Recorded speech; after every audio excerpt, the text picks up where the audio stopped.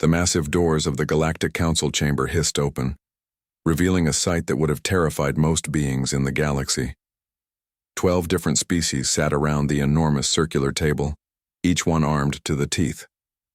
The air crackled, with tension as energy weapons hummed softly, and traditional blades gleamed under the artificial lights.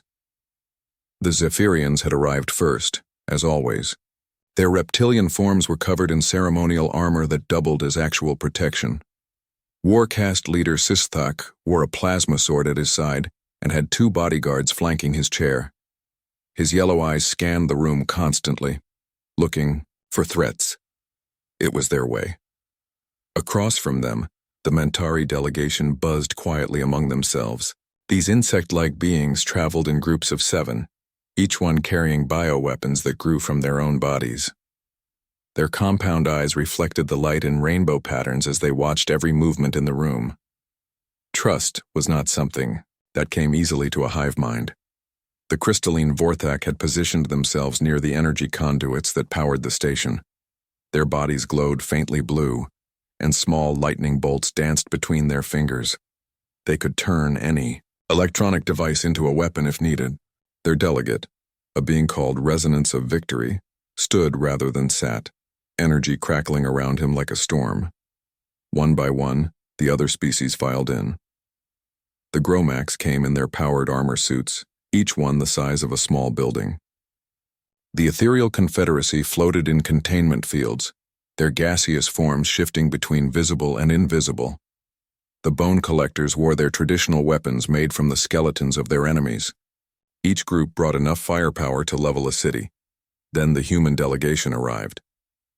Commander Jake Peterson walked through the doors wearing a simple blue uniform with no armor, no weapons, and no bodyguards. He carried only a basic datapad and a cup of coffee. Behind him came Admiral Lisa Kane and 3 other humans, all equally unarmed. They looked almost absurdly peaceful compared to the walking arsenals already seated around the table. The reaction was immediate. Sostak's head tilted to one side, a sign of confusion among his people. The Mantari's buzzing grew louder as they communicated rapidly with each other. The Vorthak's energy discharges increased, creating small sparks in the air. "Where are your weapons, human?" Sostak asked, his voice carrying the natural hiss of his species. "Do you think this is some peaceful gathering? We face the Void Hunters. They have already consumed 3 star systems." Jake Peterson smiled and took his seat at the table. "We know exactly what we're facing, Warcast leader. That's precisely why we came unarmed." This answer seemed to confuse the aliens even more. The Gromax delegate's mechanical voice boomed from his armor. "Confusion registers. Humans appear to have cognitive malfunction. Threat assessment indicates maximum danger. Logical response is maximum armament." Admiral Lisa Kane stood up slowly, making sure her movements were calm and non-threatening. "I understand your confusion. Let me explain our philosophy. We've studied every major battle council held in galactic history. We've looked at the data." She activated a holographic display in the center of the table. Numbers and charts appeared, showing statistics from hundreds of previous conflicts. In the last 1,000 years, there have been 342 major battle councils formed to face galaxy-wide threats. Of those councils where every delegate came armed, only 79 successfully maintained unity throughout the conflict. That's a 23% success rate. The numbers hung in the air like an accusation. The alien delegates looked at the data, then at each other. Many hands moved closer to weapons. "Your point being?" asked the ethereal delegate, her voice coming from a translator device since her gaseous form couldn't speak in atmosphere. "The point is that armed councils tend to fall apart," Jake Peterson said, taking a sip of his coffee. "When everyone is ready to fight, eventually someone does, usually with each other instead of the real enemy." Resonance of Victory's crystalline form pulsed brighter. "You suggest we disarm? Make ourselves vulnerable to betrayal? This is madness." "No," Lisa Kane replied. "We're suggesting that we humans serve as neutral mediators. We can't threaten anyone here, so you don't need to threaten us. We can move freely between your groups, carry messages, and help coordinate without anyone worrying about our hidden agendas." The bone collector delegate laughed, a sound like breaking rocks. Humans think they are special, think they are above the need for weapons. You are prey species, yes? Weak and soft. Jake Peterson nodded calmly. You're absolutely right. We are soft. We don't have natural armor like the Zephyrians. We can't generate energy weapons like the Vorthak. We don't have the collective intelligence of the Mantari or the raw strength of the Gromax. We're probably the physically weakest species in this room. Then why should we listen to you? Susthak demanded. Because, Jake said, standing up and walking slowly around the table. We've survived everything our galaxy has thrown at us not by being the strongest, but by being the best at working with others. We don't need to be the biggest predator in the room. We need to be the species that all the predators trust. As he walked, none of the alien delegates reached for their weapons. They could have killed him easily, but something about his calm confidence made them hesitate. He stopped behind the Mantari delegation.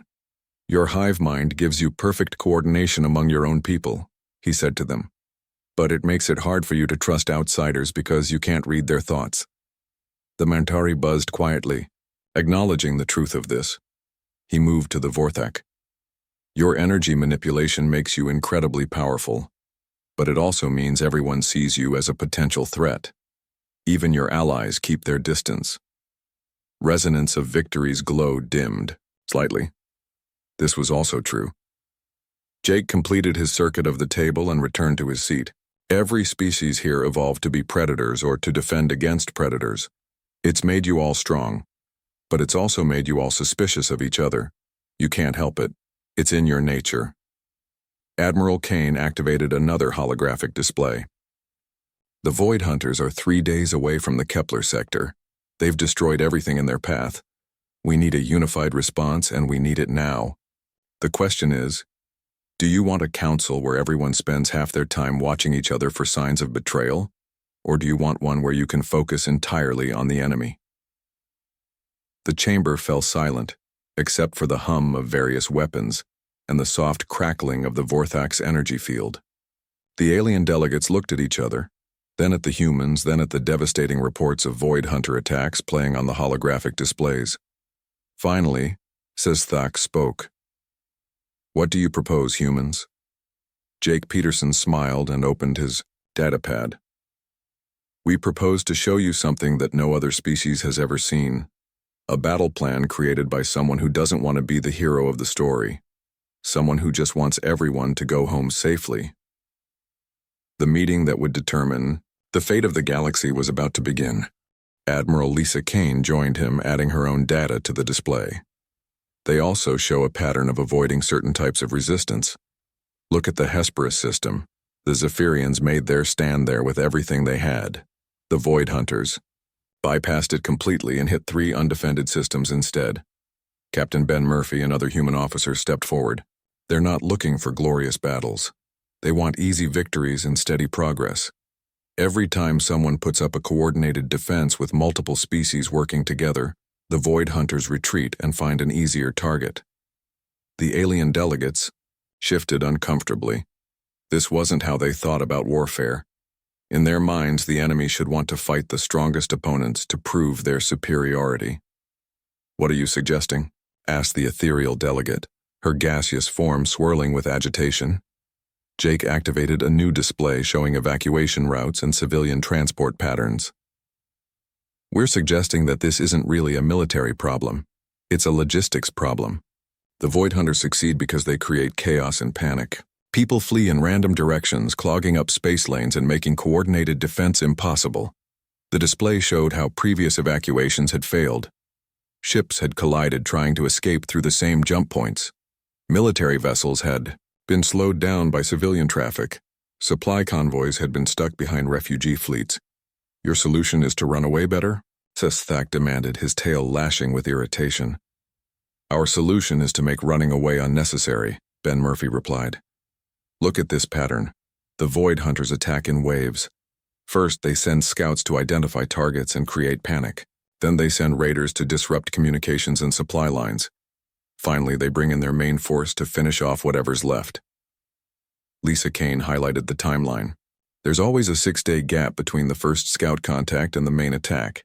6 days where everyone is panicking and making bad decisions instead of preparing properly. We propose using those 6 days differently, Jake continued. Instead of each species defending their own territory, we create mobile defense groups, mixed fleets with ships from multiple species, each one covering a different aspect of the battle. The display showed a new formation. Zephyrian ships provided heavy firepower, but they were protected by Vorthak energy shields and supported by Mantari swarm fighters. Gromax vessels served as mobile fortresses where damaged ships could take shelter and rearm.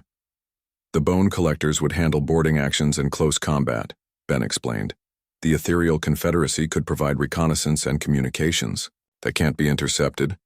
Every species contributes what they do best, but as part of a unified force. The alien delegates looked skeptical. The Mantari buzzed among themselves rapidly.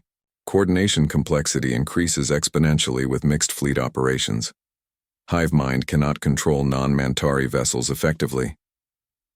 That's exactly why you need us, Jake said quietly. We humans specialize in coordination between different groups. We've been doing it our whole history. On our planet, we had hundreds of different cultures, languages, and ways of thinking. We learned how to make them work together. He walked over to the Mantari delegation. You don't need to control the other ships. You just need to trust that they'll do their jobs. And they need to trust you to do yours. Moving to the Vorthak, he continued. Your energy shields can protect Zephyrian ships while they charge their weapons. Their plasma cannons can provide cover while you recharge your barriers. It's not about who's stronger. It's about timing. Resonance of Victory's crystalline form pulsed thoughtfully. Tactical cooperation possible, but trust requirements significant. Trust is built through shared success, Lisa Kane said. We're proposing joint training exercises before the Void Hunters arrive. Small missions where different species work together on simple objectives. Build confidence gradually. The room fell quiet as the aliens considered this. It went against every instinct they had. Their species had survived by being self-reliant, by trusting only their own kind. How do we know you humans aren't just trying to control us? Asked the bone collector delegate, his voice like grinding stone. Jake Peterson smiled. Because we're the only ones here who can't control anyone. We don't have mind powers like the Mantari. We can't drain energy like the Vorthak. We can't intimidate anyone like the Gromax. All we can do is suggest and coordinate. And if we don't like your suggestions, Sostak asked, then you ignore them, Ben Murphy said simply. We're not your commanders, we're your translators. When the Zephyrians want to charge forward and the Mantari want to surround the enemy, we help you figure out how to do both at the same time. Admiral Kane activated one final display. The choice is yours. You can each fight the Void Hunters separately, using the same tactics that have failed 17 times already. Or, you can try something new. The display showed 2 scenarios. In Unarmed, the first, each species fought alone and was defeated one by one. In the second, they fought together and the Void Hunters retreated to find easier prey. The next wave of attack starts in 3 days, Jake said, returning to his seat. Whatever. We need to decide it now. The debate had been going on for 2 hours. Every species had opinions about the human proposal, and most of those opinions involved the words impossible or suicidal. The Mantari insisted that their hive mind tactics couldn't be adapted to include outsiders. The Zephyrians argued that their honor code prevented them from hiding behind energy shields. The Vorthak claimed that sharing their energy technology would make them vulnerable. Jake Peterson sat quietly through it all, occasionally, making notes on his data pad. He didn't argue or try to convince anyone. He just listened and nodded, sometimes asking simple questions that made the speakers think more carefully about their positions. The Gromax battle doctrine requires clear chain of command, the mechanical delegate announced. Who commands mixed fleet? Who gives orders during combat? Before Jake could answer, the lights in the chamber flickered. Emergency alarms began to sound throughout the station. The blast doors leading to the chamber slammed. Shut with a heavy thud that echoed through the room. "Security alert," came a voice over the communication system. "Hostile infiltrators detected. All delegates are to remain in secure positions until threat is neutralized." The reaction was immediate and predictable. Weapons appeared in hands that had been empty moments before. The Zephyrians formed a defensive circle around their leader, plasma swords humming to life. The Mantari spread out across the room, their bioweapons extending from their arms like deadly flowers blooming. The Vorthax energy discharges increased dramatically, creating a crackling barrier around their position. Every species assumed that every other species might be the threat. The bone collectors pointed their weapons at the ethereal confederacy, suspecting them of using their gas form to infiltrate the station. The Gromax powered up their armor systems and targeted anyone who moved too quickly. The delicate alliance that had been slowly forming crumbled in seconds. "Stand down." Sisistak hissed at the Mantari, who had positioned themselves too close to his delegation. "Maintain distance or face consequences." Hive detects elevated threat levels from Zephyrian. "Position," the Mantari replied, their buzzing taking on an angry tone. "Recommend immediate dispersal of all armed personnel." The Vorthax energy barrier expanded, forcing everyone else back toward the walls. Defensive protocols engaged. All organic life forms maintain minimum safe distance. In the middle of this chaos, the 5 humans remained exactly where they had been sitting. They had no weapons to draw, no defensive positions to take, no armor to activate. They were completely vulnerable, and somehow that made them the safest people in the room. "Admiral Kane," Jake said calmly, as if deadly energy weapons weren't being pointed in every direction around him. "Could you check the station's internal sensors? Find out what we're actually dealing with?" Lisa Kane stood up slowly and walked toward the central control console. Every alien in the room tracked her movement, but none of them pointed weapons at her. She couldn't threaten anyone, so she wasn't perceived as a threat. "Sensors show 3 unauthorized life signs in the lower engineering section," she reported after a moment. "They're moving toward the primary power core." Lieutenant Amy Foster, one of the other human officers, walked over to the Mantari delegation. They could have killed her with a thought, but instead they let her approach. "Your biosensors are more sensitive than the station's equipment. Can you detect what species the intruders are?" The Mantari's compound eyes focused on her for a moment. Then they began buzzing rapidly among themselves. "Hive confirms 3 life signs. Energy signatures match. Void Hunter reconnaissance units." The news sent a new wave of tension through the room. These weren't just saboteurs or political enemies. These were advanced scouts from the very force they had been planning to fight. "They're probably trying to disable the station's defenses before the main attack," said Sergeant Dan Clark, another human officer. He walked calmly toward the Vorthak position. "Resonance of victory. Can your people trace the power grid and identify which systems are most vulnerable?" The crystalline being's form pulsed brighter as he interfaced with the station's electrical systems. "Power core shows fluctuations. Void hunters attempting to create cascade failure." "How long do we have?" Jake asked. 17 minutes until total system failure," came the reply. The armed delegates looked at each other with growing suspicion. The bone collectors accused the ethereal confederacy of letting the intruders in through their dimensional phase technology. The Zephyrians suggested that one of the other species was secretly allied with the Void Hunters. The Mantari calculated the probability of betrayal from each delegation and found them all unacceptably high. Meanwhile, Captain Ben Murphy had walked over to the sealed blast doors. "These emergency locks can only be opened from the security center or by someone with engineering access. We need to get down there and stop the sabotage, but we can't do it from here." "The ventilation shafts," Amy Foster suggested. "They're too small for most species, but humans could fit through them." "Absolutely not," the Gromax delegate boomed. "Humans entering station infrastructure represents security risk. Could be part of coordinated attack." "Then what do you suggest?" Jake asked quietly. The room fell silent except for the humming of weapons and the crackling of energy fields. Every species had the power to break through the blast doors or access the engineering section, but none of them trusted the others enough to lower their defenses. They were trapped by their own suspicions. "I'll go," Jake said, standing up and walking toward the ventilation grate. "I'm unarmed, so I can't be planning an attack, and if I don't come back, you'll know the Void Hunters got me."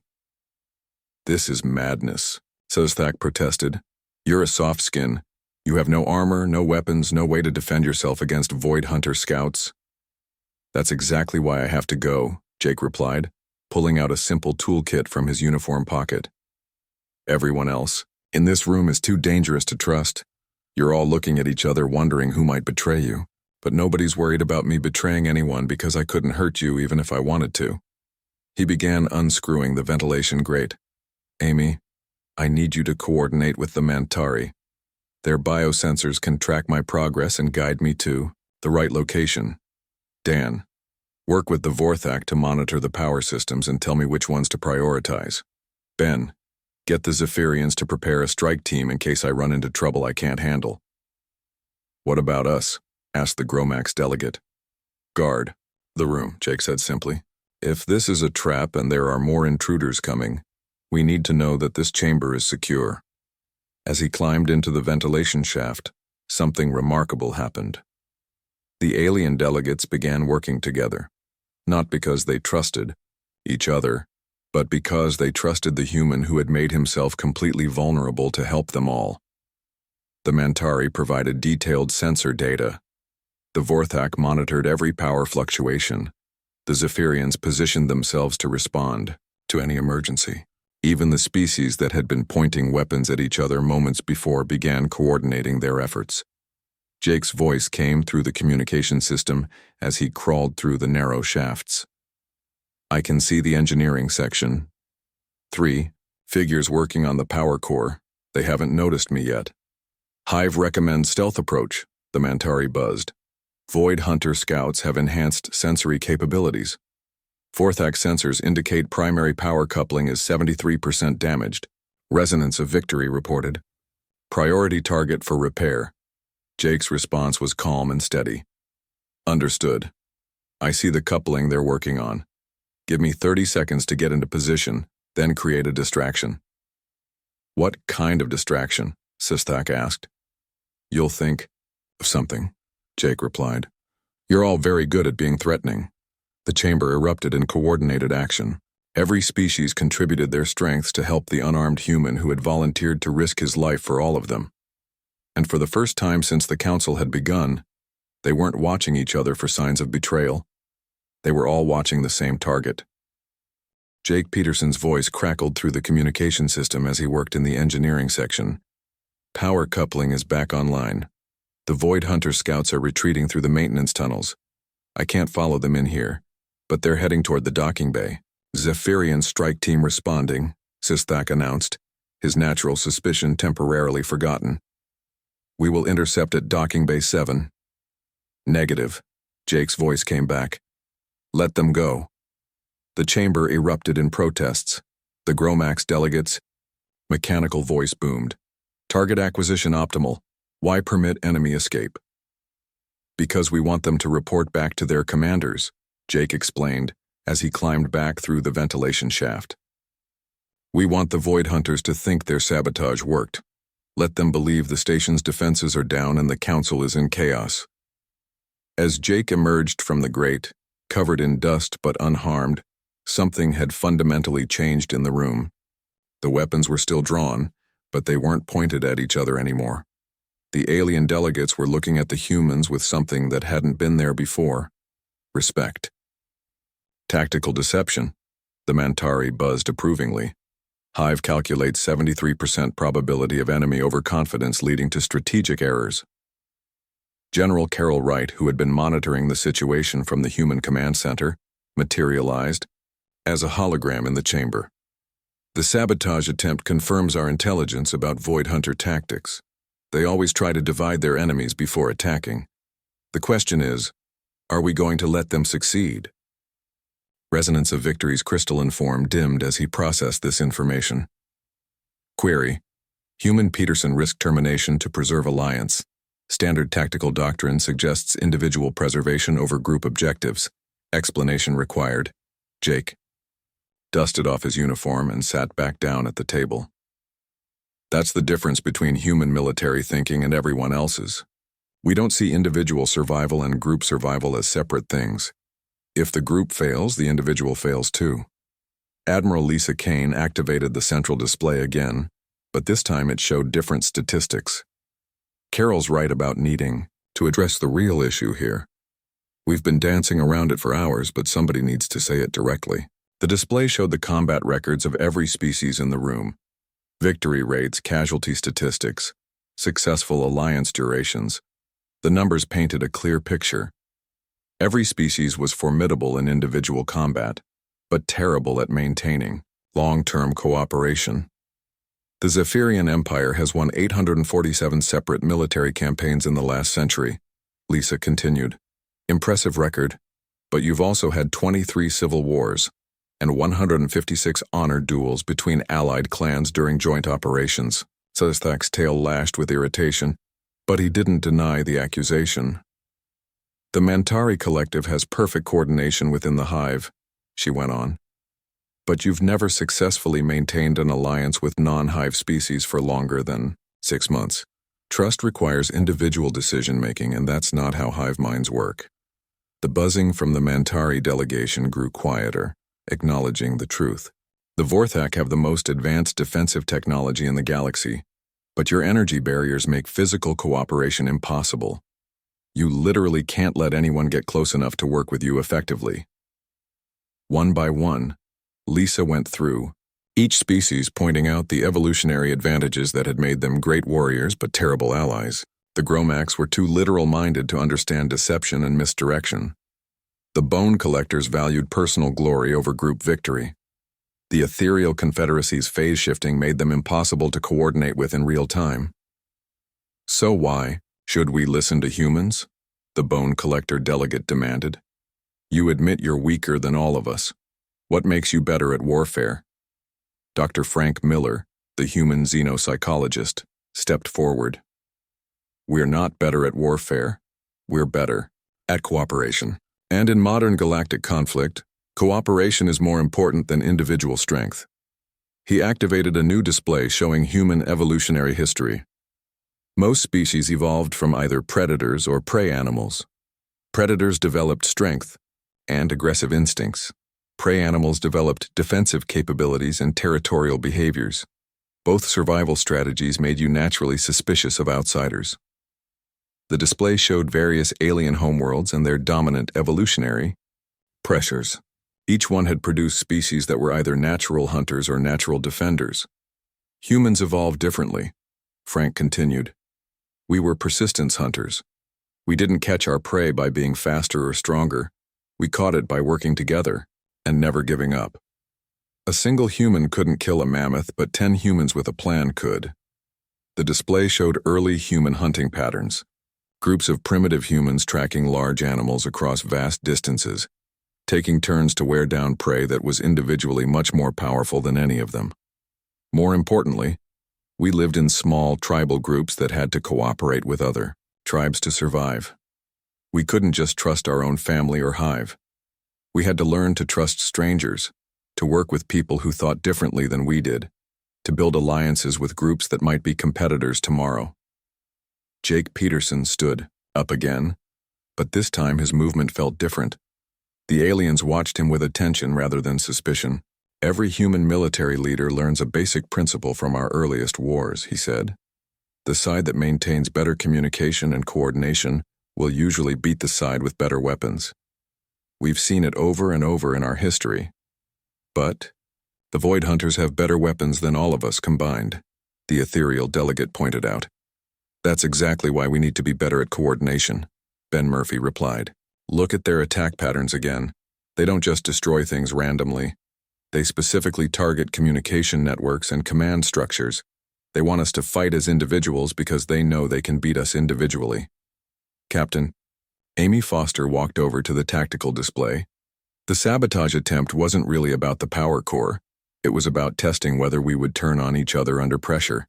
And we almost did, until someone made himself vulnerable enough that we could trust him. That's the secret, Carol Wright said from her hologram. Trust isn't built through strength. It's built through calculated vulnerability.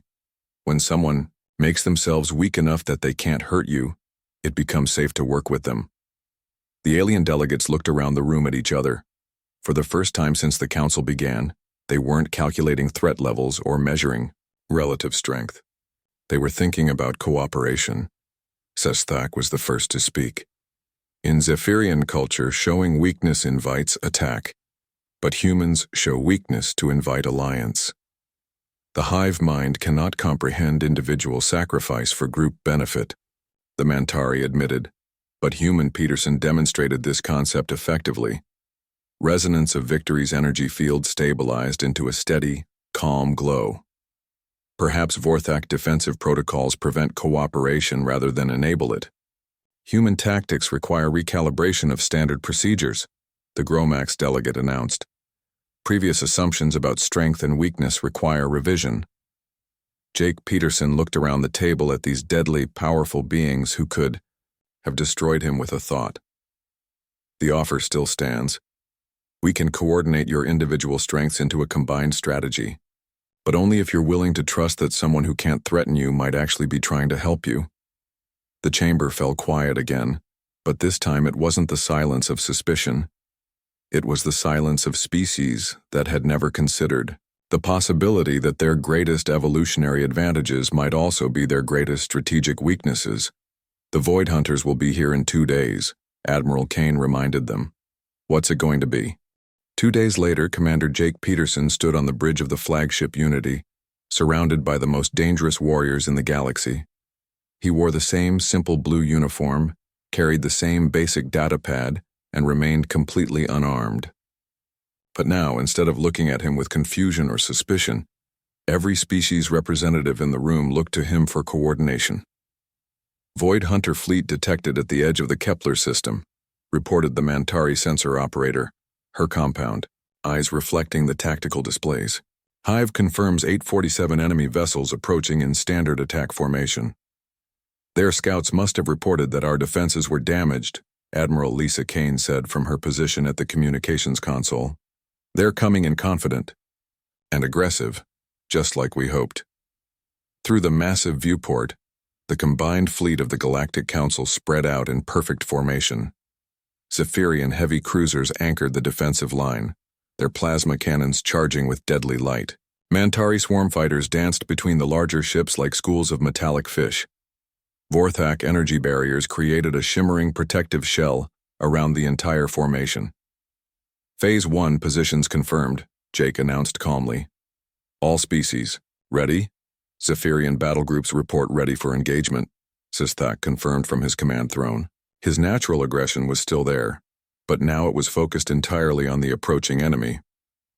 Hive mind coordination at optimal efficiency, buzzed the Mantari fleet commander. All 50,000 fighters synchronized and prepared for deployment. Vorthak energy matrix stable. Resonance of Victory reported, his crystalline form pulsing with contained power. Defensive barriers can be extended to protect allied vessels. One by one, each species confirmed their readiness. The Gromax War. Machines powered up their massive cannons. The Bone Collectors prepared their boarding pods. The Ethereal Confederacy began phasing their ships into alternate dimensions, ready to strike from impossible angles. Enemy fleet entering maximum range, the sensor operator announced. They're maintaining standard Void Hunter formation, no signs that they suspect our coordination. Jake studied the tactical display, watching the enemy approach. The Void Hunters moved like a black tide, their ships absorbing light rather than reflecting it. They had destroyed 17 star systems with these same tactics. Overwhelm the defenders with superior numbers, create panic and chaos, then systematically destroy anything that remained organized. Remember the plan, Jake said quietly. Let them think they're winning at first. Draw them into the trap. All ships begin tactical withdrawal, Admiral Kane announced over the fleet communications. Make it look like we're retreating in disorder. The combined fleet began to pull back, but it wasn't the chaotic route that the Void Hunters expected. Each species withdrew according to their natural tendencies, but in a carefully coordinated pattern. The Zephyrians fell back slowly, maintaining their defensive formations. The Mantari scattered in all directions, apparently losing cohesion. The Vorthak barriers flickered and dimmed, as if failing under pressure. "Void hunters taking the bait," reported Lieutenant Amy Foster from the tactical station. "They're accelerating their advance and breaking formation to pursue what they think are fleeing ships." "Phase 2, Jake announced. The apparent retreat suddenly reversed. Mantari fighters that had seemed to scatter randomly suddenly converged on isolated Void Hunter ships from 6 different directions. Zephyrian plasma cannons that had been powering down roared to life, targeting enemy vessels that had moved too far forward. Vorthak barriers snapped back to full strength, trapping advanced Void Hunter ships away from their main force. "Direct hit on enemy command ship," Sistak reported with satisfaction. "Their coordination is breaking down," but Jake was watching something else on the displays. "They're adapting faster than expected. Look at the rear formations. They're not panicking, like their scouts reported we would." The Void Hunter fleet was reorganizing, pulling back their advanced units and forming a defensive shell. They had realized that their intelligence about the station's defenses was wrong. "New enemy formation detected," the Mantari sensor operator buzzed. "They're assuming we have better coordination than anticipated." "Phase 3, Jake said. "Show them just how coordinated we really are." What happened next was something that had never been seen in galactic warfare. Instead of each species fighting according to their own tactics, they began switching roles, in perfect synchronization. Zephyrian ships moved forward to take the place of Mantari fighters that had exhausted their ammunition. Vorthak barriers expanded to protect Gromax vessels while they recharged their weapons. Even the Bone Collectors coordinated their boarding attacks with ethereal Confederacy phase strikes. The Void Hunters had faced every species in the galaxy individually. They had developed counters for Zephyrian aggression, Mantari swarm tactics, and Vorthak energy manipulation. But they had never faced a fleet where Zephyrian ships could suddenly vanish into alternate dimensions, or where Mantari fighters could hide behind impenetrable energy barriers, or where Gromax cannons could fire through Vorthak phase shields. "Enemy fleet is in full retreat," Captain Ben Murphy reported from his position. "They're abandoning their attack and falling back to the outer system." "Do we pursue?" asked the Gromax fleet commander, eager for a decisive victory. "No," Jake said firmly. "Let them go. They need to report back what they saw here." "Human Peterson speaks wisdom," Sistak acknowledged. "Today's victory means nothing if tomorrow brings larger enemy force." 3 months later, Jake Peterson stood in a very different council chamber. This one was on Earth, in the new Galactic Military Academy that had been built in the hills outside Geneva. Instead of armed delegates sitting in suspicious circles, young officers from a dozen species worked together at shared tactical stations. The key to multi-species coordination, Captain Amy Foster was explaining to a mixed class of cadets, is understanding that every species has both strengths and blind spots. Your job isn't to eliminate those blind spots, it's to make sure that someone else's strengths cover them. A young Zephyrian cadet raised his hand. "Instructor Foster, how do we overcome natural territorial instincts during joint operations?" Amy smiled. "You don't overcome them, you channel them. Your territorial instincts make you excellent at defending specific positions. Partner with a Mantari unit whose swarming instincts make them excellent at mobile attacks. Let each other do what you're naturally good at." In another classroom, Ben Murphy was teaching communication protocols. The Vorthak speak in energy patterns, the Mantari think in collective calculations, and the ethereal confederacy exists in multiple dimensions simultaneously. Your job as a human coordinator isn't to make them all think the same way. It's to translate between their different ways of thinking. But the most important lesson was being taught in the main auditorium, where Jake Peterson addressed the graduating class. Officers from every species in the Galactic Council sat together, no longer separated by natural suspicions. "You've all learned the technical skills of coordination and cooperation," he told them. "But the most important lesson isn't technical, it's personal." He gestured to the mixed audience. "Every being in this room evolved to be suspicious of outsiders. It kept your species alive for millions of years. But now you face threats that are bigger than any one species can handle alone. The secret isn't to stop being what you are. A Zephyrian should never stop being aggressive. A Mantari should never abandon the hive mind. A Vorthak should never give up their energy manipulation. He paused, looking out at the eager faces of young officers who would soon face battles across the galaxy. The secret is to make your natural strength into someone else's protection and let their natural strength become your protection. Trust isn't about becoming weak. Trust is about making each other stronger. The auditorium was silent as the cadets absorbed this lesson. Then a young Gromax officer raised her mechanical hand. Instructor Peterson, what if we encounter enemies who cannot be trusted, who do not understand cooperation? Jake smiled, remembering the Void Hunter fleet retreating from the Kepler system. Then you show them what cooperation can accomplish. Sometimes the best way to teach someone the value of working together is to demonstrate what they're missing by working alone. As the graduation ceremony concluded and the new officers prepared to take their places in the integrated fleet command structure, Jake received a message on his datapad.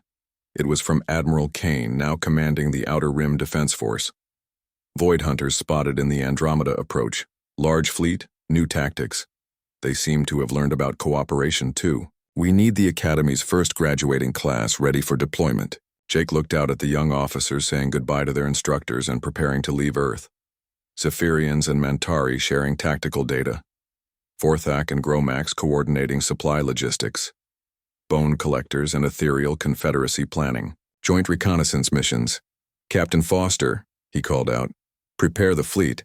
It looks like our students are about to face their final exam.